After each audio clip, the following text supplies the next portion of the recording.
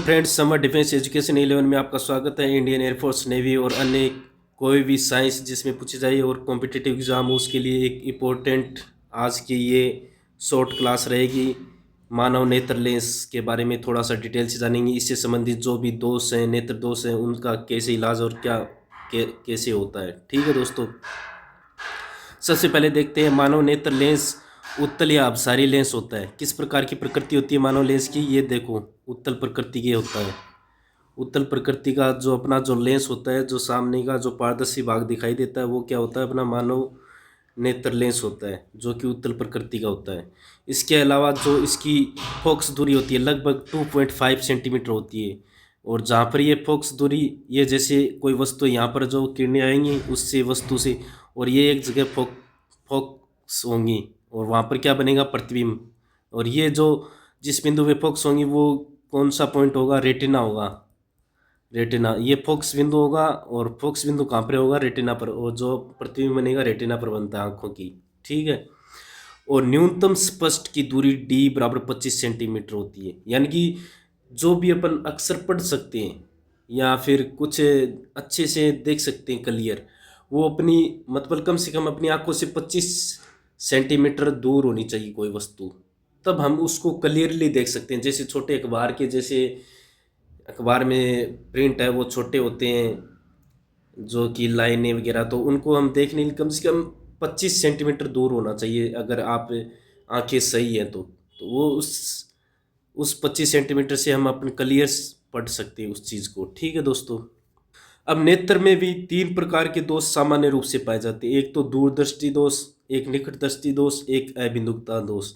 निकट दृष्टि दोष में क्या होता है, दूर की वस्तु स्पष्ट दिखाई देती है लेकिन पास की नहीं। निकट दृष्टि में पास की वस्तु दिखाई देती है लेकिन दूर की नहीं। और अबिंदुकता दोष में जालीनुमा आकृति, कोई भी जैसे ऐसे जाली वाली आकृति होती है तो उस चीज़ को वो क्लियरली स्पष्ट रूप से नहीं देख सकता है, उसको टेढ़ी मेढ़ी जाली दिखाई देगी या फिर क्लियर नहीं दिखाई देगी। अब इनमें क्लियर तो यही है कि दूर दृष्टि आ गया तो मतलब दूर की तो स्पष्ट देखेगा लेकिन पास की नहीं। निकट दृष्टि दोष का मतलब निकट की तो देखेगा स्पष्ट क्लियर लेकिन दूर की नहीं। अब और देख लो, दूर दृष्टि दोष में क्या होता है, फोकस दूरी बढ़ जाती है। क्या हो जाती है, फोकस दूरी बढ़ जाती है। फोकस दूरी बढ़ जाती है।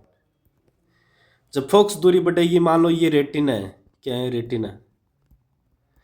जब फोकस दूरी बढ़ेगी, ठीक है, यहाँ बना लेते हैं, ये उत्तल लेंस प्रकृति का मानव नेत्र लेंस है। ये मान लो पहले फोकस बिंदु एफ है, ठीक है। इसमें क्या बता रहा है, फोकस दूरी बढ़ जाती है दूरदृष्टि दोष में। तो ये रेटिना है, ठीक है, ये रेटिना। तो अब प्रतिबिंब यहाँ से तो आ रही है किरणें, लेकिन ये फोकसित कहाँ होंगी, आगे जाके होंगी, ये रेटिना से आगे बनेंगी। तो इस वजह से हमें वस्तु दिखाई नहीं देगी। ये इस वजह से क्या हो जाएगा, दोष, कौन सा दोष हो जाएगा, दूरदृष्टि दोष। जिससे क्या होगा, दूर की वस्तु तो स्पष्ट दिखाई देगी लेकिन पास की। तो इसके निवारण के लिए क्या करेंगे हम, आँखों पे क्या लगाएंगे, ग्लास, चश्मा। तो चश्मा लगाएंगे। कौन सी प्रकृति का इसका इलाज होगा, उत्तल लेंस। किस लेंस का इस्तेमाल करेंगे दूरदृष्टि दोष में, उत्तल लेंस प्रकृति के चश्मा का इस्तेमाल। जब ये उत्तल प्रकृति का लगाएंगे तो ये पहले से ही इसको थोड़ा सा और मोड़ देगा, ठीक है, यहाँ और मोड़ देगा पहले, और फिर आगे जाके ये मैन यहीं पर ही फोकसित हो जाएंगी रेटिना पे और हमें वस्तु क्लियर दिखाई देगी। इसके निवारण के लिए, दूरदृष्टि दोष के निवारण के लिए कौन सा लेंस इस्तेमाल करेंगे, उत्तल लेंस इस्तेमाल करेंगे। आज सारी चीज़ें क्लियर हो जाएंगी। इनसे क्वेश्चन 100% आता ही आता है, लगभग एग्जाम में पूछ ही लेता है कि दूरदृष्टि दोष के निवारण के लिए कौन सा इस्तेमाल करेंगे लेंस, या फिर निकट दृष्टि दोष के लिए, या अबिंदुकता दोष के लिए, या फिर इनमें स्टेटमेंट देख लेंगे, दे देंगे कि दूरदृष्टि दोष का क्या है, कौन सा स्टेटमेंट संबंधित है। जैसे दूर की वस्तु सबसे दिखाई देती है लेकिन पास की नहीं, इस प्रकार से पूछ सकता है। यानी कि क्वेश्चन किसी भी प्रकार से पूछा जा सकता है, कहीं से घुमा के भी पूछा जा सकता है। तो हमें आज ये सब चीज़ें क्लियर करनी है और आने वाले एग्जाम के लिए एकदम अच्छे से प्रिपेयर होना है, ठीक है। अब निकट दृष्टि दोष में पास की तो दिखाई देती है लेकिन दूर की नहीं। तो इसमें क्या होता है, फोकस दूरी कम हो जाती है, फोकस दूरी कम हो जाती है। इसमें थोड़ा उल्टा हो जाता है, यानी कि ये अपना क्या है, मानव नेत्र लेंस है। जब फोकस दूरी, ये अपना फोकस बिंदु है और ये रेटिना है, क्या है, रेटिना, ठीक है। तो अब प्रतिबिंब क्या कहाँ बनेगा, फोकस दूरी कम हो गई, अब ये हो गया, ये एफ है, ये एफ डैश यहाँ आ गया।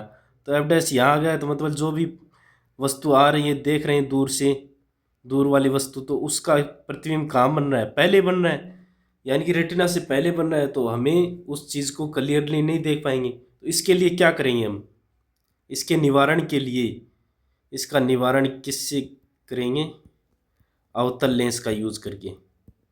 अवतल लेंस, अवतल लेंस का उपयोग करेंगे। और अवतल लेंस किस टाइप का होता है, इस टाइप का होता है। अब ये क्या करता है अवतल लेंस, अपसारी लेंस कहते हैं इसको, ये क्या कर देता है, किरणों को फैला देता है, यानी कि जैसे जैसे इस पर दूर से वस्तु की क्या आएंगी, प्रकाश की किरणें, तो वो थोड़ा इसको फैला देगा, फैला देगा। फिर क्या होगा, फैलाने के बाद ये जो उसकी है, थोड़ा सा दूर हो जाएंगी ये किरणें, तो फिर ये मेन पॉइंट जो अपना फोकस बिंदु है, मुख्य फोकस बिंदु रेटिना पर, वहाँ पर जाके फोकसित होंगी।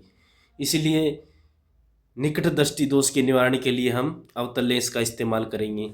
ठीक है दोस्तों, बहुत ही इंपॉर्टेंट क्लास है ये आज की, इसमें क्वेश्चन बनने की संभावनाएं बहुत ज़्यादा है, और ये छोटी छोटी बातें इंपॉर्टेंट नोट करने वाली। फोकस दूरी बढ़ जाती है, फोकस दूरी कम हो जाती है निकट दृष्टि दोष में, और इसके लिए अवतल लेंस इस्तेमाल किया जाता है।